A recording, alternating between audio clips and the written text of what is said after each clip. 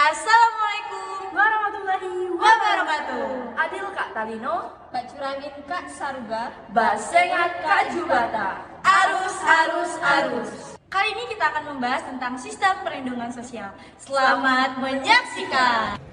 Perlindungan sosial menjadi bidang kebijakan penting di banyak negara berpendapatan rendah dan menengah. Namun, 55% populasi dunia masih belum mendapatkan manfaat dari perlindungan sosial. Jika kita berbicara tentang perlindungan sosial, hal ini selalu dilihat sebagai sarana untuk mengurangi kemiskinan dan juga kerentanan terhadap risiko penghidupan dan kesejahteraan masyarakat. Hal ini dapat dicapai melalui sistem kebijakan dan program yang ditetapkan secara nasional. Dalam hal ini, setidaknya terdapat beberapa fungsi, diantaranya fungsi preventif, fungsi perlindungan, fungsi promotif, dan fungsi transformatif. Keempat fungsi ini penting bagi kesejahteraan masyarakat sekaligus mendukung pembangunan ekonomi. Pada intinya, berbagai instrumen perlindungan sosial juga dapat membantu merespon tren mega global yang menjadi masalah dalam pencapaian agenda tahun 2030 dan tujuan pembangunan berkelanjutan atau SDGs. Halo semuanya, perkenalkan kami dari Kelompok 5. Baik, di sini kami akan membahas materi tentang penilaian kebutuhan perlindungan sosial ke depan. Indonesia telah berhasil keluar dari krisis keuangan Asia pada tahun 1997 sampai 1998. Bahkan Indonesia juga telah meningkatkan pendapatan tahunan domestik bruto atau PDB sebesar 5,3%.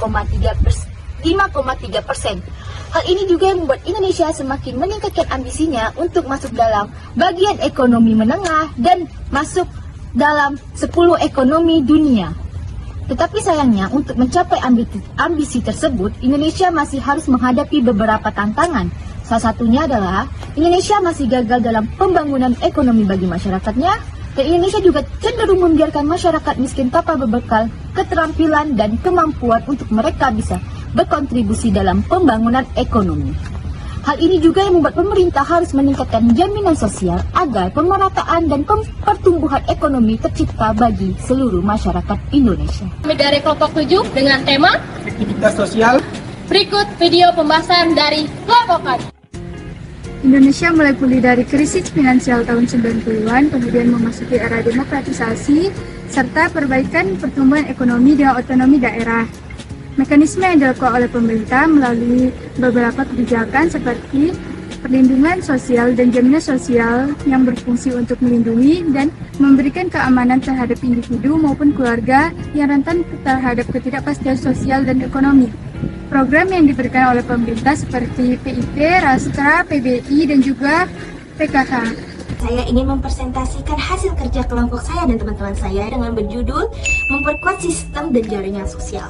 Mari kita bahas. Indonesia telah membuat langkah besar menuju pembentukan sistem perlindungan sosial ini untuk meningkatkan arsitektur informasi yang kuat untuk memperkuat sistem landaskan dalam jangka menengah nasional atau RPJMN 2015 hingga 2019.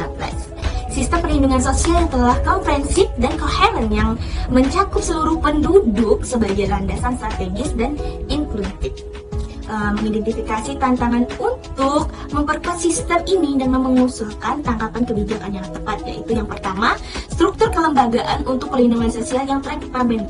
Dari yang kedua yaitu sistem bersama yang harus diperluas. Dari ketiga yaitu mengembangkan dan membangun database. Keempat adalah memberdayakan pekerja sosial untuk menerapkan dan memperkuat kebijakan perlindungan sosial. Terus yang kelima ada terus melakukan program konsolidasi bantuan sosial. Bagian 6 tentang tekanan meningkat terhadap manfaat bagi lansia di Indonesia. Kemudian materi ke-7, perkuatan sistem iuran untuk mencakup kelompok missing middle di Indonesia. Nah, poin yang ke-8 yaitu masa depan yang cerah untuk perlindungan sosial, tetapi dibutuhkan pendanaan yang lebih tinggi.